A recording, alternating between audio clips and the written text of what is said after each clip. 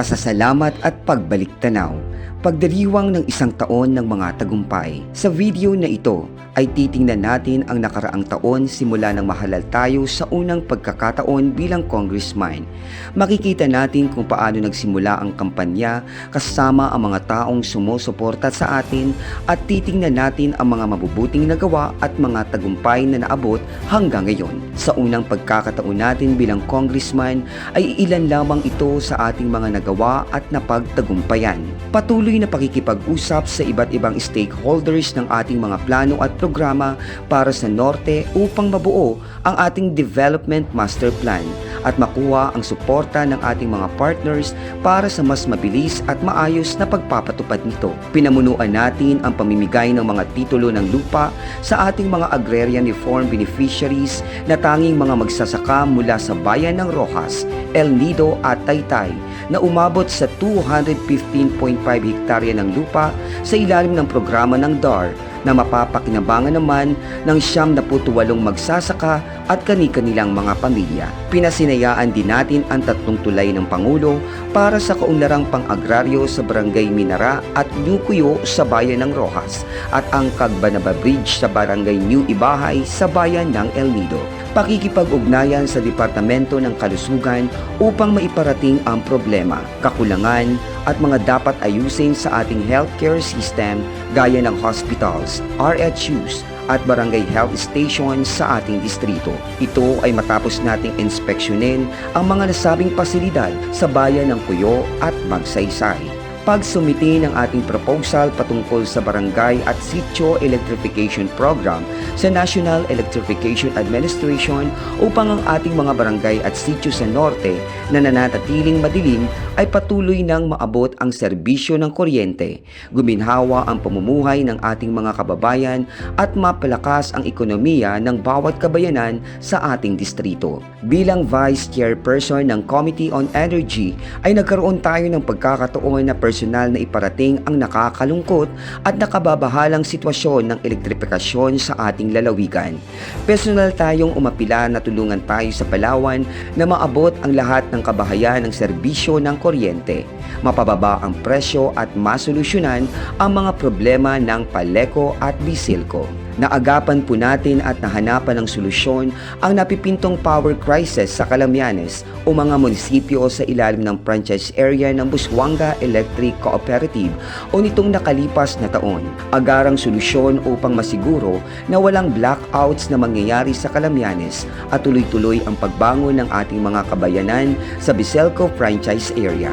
Pakikipag-usap at pagplano sa ating DSWD upang mapalakas ang mga programa ng ahensya dito sa ating distrito na makakapaunlad sa mga kabuhayan ng ating mga kababayan at makabawas sa hirap na dinaranas ng lahat.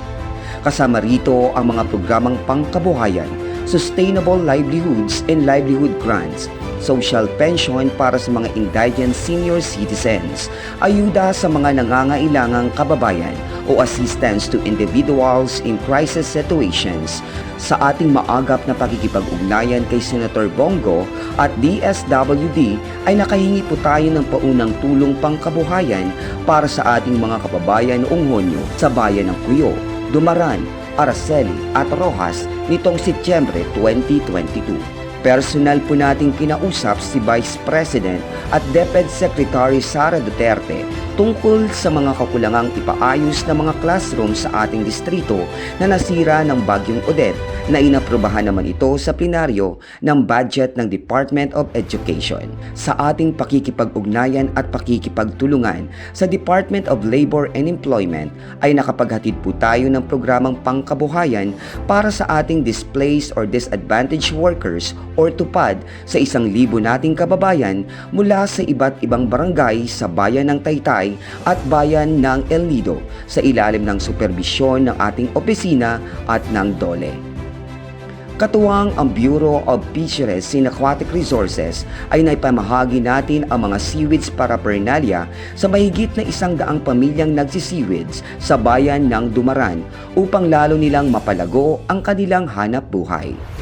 Sinuportahan natin ang Ceremonial Emergency Housing Assistance Program ng National Housing Authority sa distribusyon para sa naunang 824 family sa mga bayan ng Roxas, Taytay, San Vicente at El Nido na lubhang napinsala ang kani-kanilang kabahayan ng Bagyong Odette noong nakaraang taon.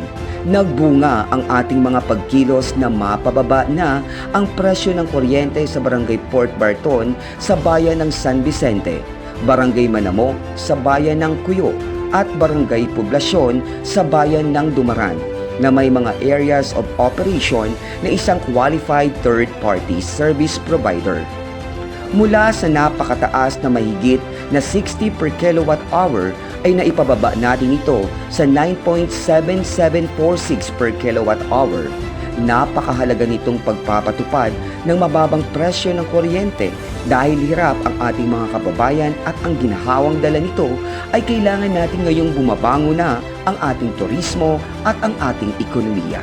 Pinasinayaan natin ang pagpapadaloy ng serbisyo ng kuryente sa ilang mga barangay ng bayan ng Dumaran kasama na dito ang Barangay Magsaysay, Tana-Tanaan, Santa Maria, Danlag, Capayas, Santa Teresita at Sitio Katama at Latungay ng Barangay Ilian.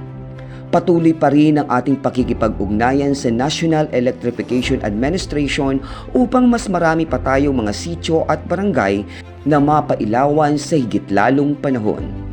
Sa kabila ng malalakas na alon ay naihatid natin ang tulong pinansyal mula sa DSWD Palawan sa mahigit na 4,000 kababayan sa ating distrito sa mga bayan ng Coron, Busuanga, Culion, Linapacan, Cuyo, Magsaysay, Dumaran at Araceli. Gayon din sa parihong tulong sa mga bayan ng El Nido, Taytay, Roxas at San Vicente. Dagdag pa ito sa naunang 7,000 tulong material na ating ipinadala sa mga nasabing bayan mismong pagkatapos ng Bagyong Paeng noong Nobyembre kasama ang tanggapan ng DSWD. Nagawa natin ng agarang paraan at aksyon upang lubusang masolusyonan ang nakaambang na mga problema sa kuryente sa bayan ng Taytay, El Nido, Dumaran, Cuyo at iba pang mga munisipyo at barangays sa ating distrito. Personal nating dinaluhan ang groundbreaking ceremony ng kauna-unahang tourist rest area ng Department of Tourism dito sa ating lalawigan na itatayo sa bayan ng Roxas.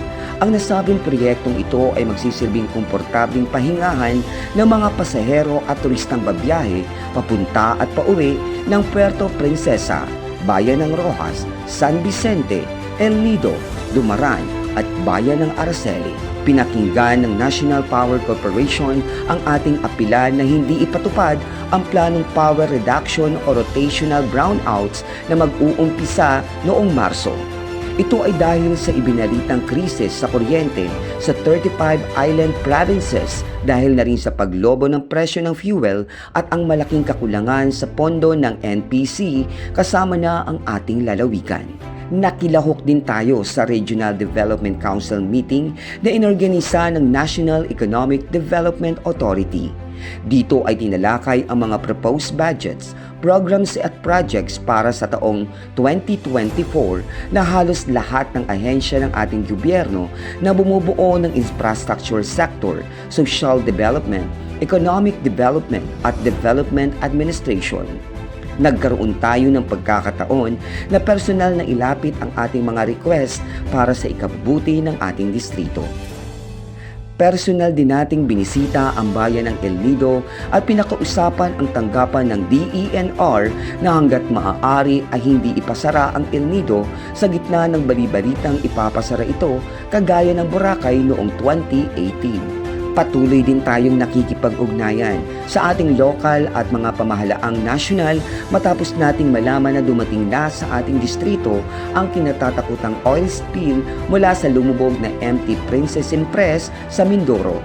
Dahil dito ay agad na dumating ang team mula sa DSWD Regional Office upang magbigay ng pauna at agarang financial assistance sa ating mga barangay sa Concepcion at Algeciras ng bayan ng Agutaya, na base sa reports ay naunang tinamaan ng oil spill. regular tayong nakikipag-ugnayan sa pamunuan ng DSWD at DENR upang masiguro ang mga dapat na gawing interventions at tulong sa ating mga kababayang naapektuhan at maaapektuhan pa ng oil spill sa ating distrito. Nakapamahagi na tayo ng cash assistance sa 1,742 apektadong mangingisda at seaweeds farmers sa bayan ng Agutaya at mga food packs sa mga apektadong isla sa bayan ng Taytay. Mga iilang problema noon na nasolusyonan na ngayon, mga ilang pasyenteng lumapit sa atin at ating natulungan. Ako si Buena Abiner. Pinanganak po ako sa Coron, Palawan. Nandito po ako dahil lumapit po ako kay Igay po. Humingi po ako ng tulong para ako po magkaroon ng paa. Panibago nila ang paa ko po ay sila na. Matagal ko na pong pinagdarasal na magkaroon na po ulit ng panibagong paa. Ito na po. Ito na po, binigay na po ng Panginoon. Magkaroon ako ng panibagong paa. Palawenyang OFW na mula sa bayan ng Rojas na nakaranas ng pagmamaltrato sa bansang Qatar na tulungan natin na makauwi ng ating bansa. Isang OFW na lumapit sa amin ng nanay dito sa Rojas. Nung nakausap namin ng nanay, umiiyak at nagwo-worry siya na baka raw po makaisip mag-suicide ang anak niya dahil sa maltreatment sa kanya doon sa Qatar. Umaksyon po kaagad tayo, lumapit tayo sa POE, patulong at pinalo-up natin ang pinalo-up. Sa awa ng Diyos naman, inaksyonan din naman kaagad ang POA. Pinasundo namin, inalalaya namin, so inasikaso namin talaga. Tapos hanggang makauwi diyan sa Palawan. Tapos binigyan namin ng kaunting halaga para makapagsimula. Para po kahit paano may divert din ang isip niya sa nangyari sa kanya. Naranasan kong saktan, naranasan kong duraan ng pagkain ko, naranasan kong pakainin ng panis. Opo, syempre po pag may ginagawa yung bata na ikakapahamak niya po, sa akin po bumabalik yun. Sobrang hirap ng naranasan ko po doon. Kasi, ang dami kong kababayan doon na gustong umuwi. Pero wala silang pamasahe. Kaya thankful po talaga ako na nakauwi ako, isa o sa nakauwi. Kaya sana magkameron po ng trabaho dito para hindi na po umalis yung iba nating kababayan para magtrabaho sa ibang bansa. Talagang tutulong at tutulong po kami para sa akin po kasi mahal ko po ang mga Palawenyo at hindi ko ako papayag na mamaltrato sila lalong-lalo na sa ibang bansa. POAA po, maraming salamat po sa agaran nilang aksyon na lalong napadali po ang aking pag-uwi. Maraming salamat po, sir, sa staff ng POAA at sa staff ni Congressman Salvame at lalong-lalo na rin po kay Congressman Igay Salvame. Maraming salamat po. Sa akin po, katulad ng madalas kong sinasabi po, na mahal ko ang ating mga kababayan at sa abot ng ating mga kaya, gagawin ko ang mga magagawa ko para po sila matulungan.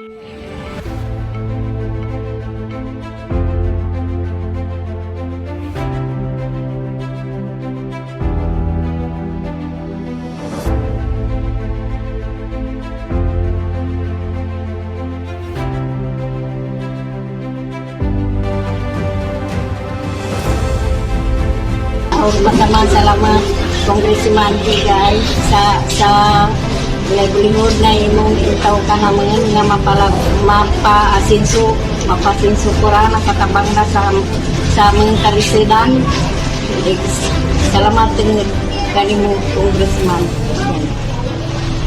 Magandang hapon po. Ako po si Elisa Kayo Ilizar ng Barangay Ilian. Maraming salamat po sa natanggap namin na livelihood at pangkabuhayan. Ito po ay malaking tulong at ito po ay gagamitin po sa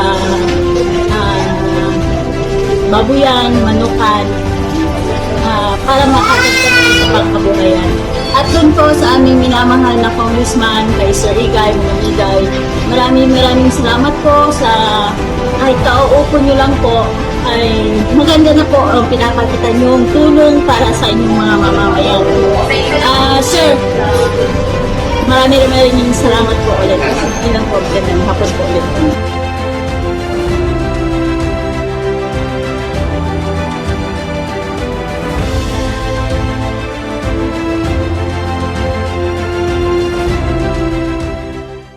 So, tanan-tanan ng mga development, bubuhaton ko hasta sa akong mabot akong makakaya. Parahin ko kung akong batakay na kami, pagkat lamang pangako, mag-action kami. Maman, andan, tabanganin dura kami. Hindi kita bulag-bulag sa muro.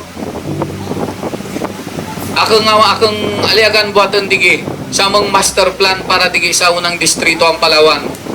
Kurang na kurang ang 3 katagon. Maman kaministeran ko kamo akong mga pamilya na hindi kita nagpabaya. Sa muro, pagara ka mo, hindi tamakon kung mabubuhat atong maliagbuhaton digi tanan-tanan sa atong banwa. Asahan po natin na patuloy po nating palalaguin at bibigyan ng pansin ang ating mga programa at malapatan ng aksyon sa mga proyektong ating inilatag para sa pagbagong muli ng kaunlaran sa unang distrito ng Palawan. Pakikipag-ugnayan sa komunidad, pagpapabuti ng infrastruktura, mga imbitibong pangkalikasan at serbisyong panlipunan.